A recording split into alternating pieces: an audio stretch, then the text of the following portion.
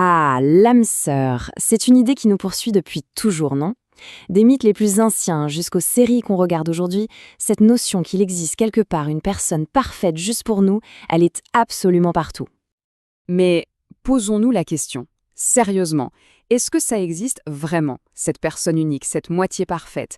Ou est-ce qu'en réalité, il y a des centaines, voire des milliers de partenaires potentiels avec qui on pourrait construire une vie incroyable? C'est exactement ce qu'on va décortiquer ensemble. Le musicien Tim Minchin a résumé ce paradoxe de façon géniale.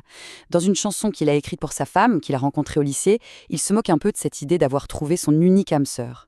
Pensez-y une seconde. Quelle est la probabilité que la seule personne parfaite pour lui se trouve dans la même école, à Perth, en Australie, sur une planète de plusieurs milliards d'habitants? C'est mathématiquement absurde. Et c'est un excellent point de départ pour notre réflexion. Alors, c'est parti.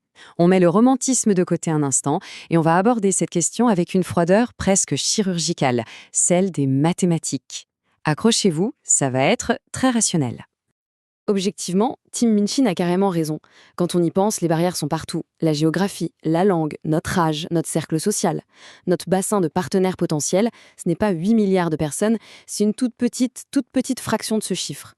Du coup, la probabilité de trouver le meilleur partenaire statistique du monde entier dans ce tout petit groupe est, quasi nulle.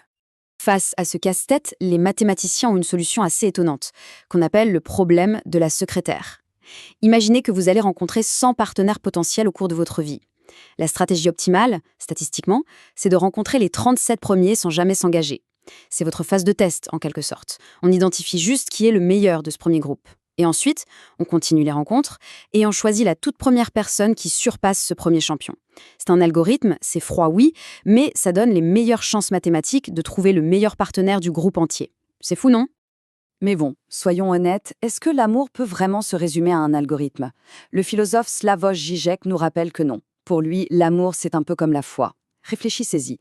Si on peut lister toutes les raisons logiques pour lesquelles on aime quelqu'un, est-ce que c'est encore de l'amour ou juste un arrangement qui fonctionne bien? Selon lui, le véritable amour, tout comme la foi, demande un saut dans le vide, un engagement qui va bien au-delà des preuves et de la logique.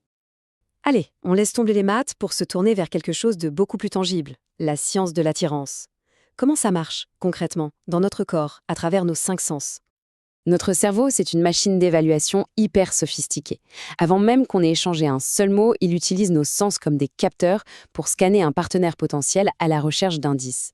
Chaque sens a son mot à dire, mais le premier filtre, c'est presque toujours la vue. Ce qu'on trouve beau, en fait, c'est rarement un hasard. C'est notre cerveau qui, de manière totalement inconsciente, cherche des indicateurs de bonne santé. Un visage symétrique, par exemple, peut signaler un développement stable sans maladie. Un certain rapport taille-hanche est lié à la fertilité, et la taille peut être un signe de bonne nutrition. Ce sont des raccourcis de l'évolution, des signaux que notre cerveau a appris à décoder comme étant positifs. Mais alors, l'odorat. Là, on entre dans un domaine encore plus subtil et puissant. Au cœur de tout ça, il y a ce qu'on appelle le CMH, ou complexe majeur d'histocompatibilité. En gros, c'est un ensemble de gènes qui pilotent notre système immunitaire. Et il se trouve que ces gènes produisent aussi une signature olfactive unique pour chacun d'entre nous. C'est une sorte de carte d'identité génétique qu'on peut littéralement sentir. Et c'est là que ça devient complètement fascinant, avec une expérience super célèbre. On a demandé à des femmes de sentir des t-shirts portés par des hommes et de choisir leur odeur préférée. Le résultat est bluffant. Celles qui ne prenaient pas la pilule contraceptive ont systématiquement préféré l'odeur des hommes dont le CMH était le plus différent du leur.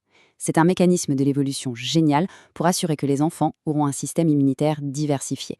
Mais attention, voilà le rebondissement.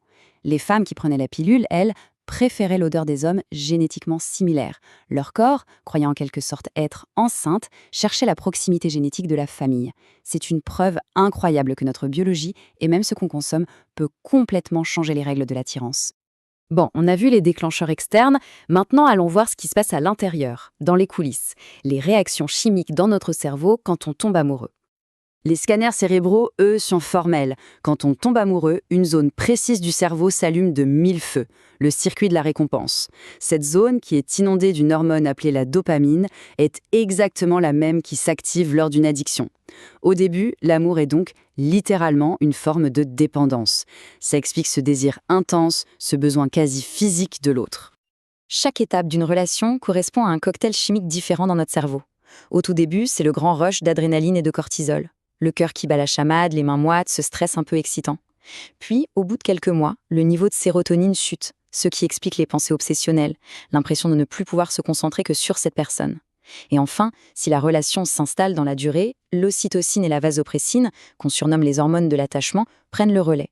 Elles remplacent la passion un peu folle du début par un sentiment de calme, de confiance et de profonde sécurité. Et si on pense que cette euphorie des débuts est forcément vouée à disparaître, eh bien, pas si vite. Une étude fascinante de l'université Stony Brooks a scanné le cerveau de couples mariés depuis plus de 20 ans. Le résultat est incroyable. Certains avaient des niveaux de dopamine aussi élevés que de tout nouveaux amoureux, mais sans le stress et l'anxiété des débuts. C'est la preuve biologique que l'amour profond, passionné et qui dure n'est pas juste un mythe. Passons maintenant à une idée un peu à contre-courant. Et si la perfection n'était pas le but ? Et si au contraire, c'était les défauts qui renforçaient une relation ? Imaginez la scène. Une personne super compétente, admirée par tout le monde, qui fait une présentation absolument parfaite. Son image est presque intimidante, inaccessible. Et puis, au milieu de cette perfection, cette personne fait une petite gaffe. Elle renverse son café sur sa chemise. Et là, surprise générale, sa cote de sympathie grimpe en flèche. C'est ce qu'on appelle l'effet pratfall. Pourquoi ? Parce que cette petite imperfection, elle brise l'image intimidante. Elle rend la personne plus humaine, plus proche de nous et donc, paradoxalement, encore plus admirable. Et ce qui est génial, c'est que ça s'applique parfaitement à l'amour.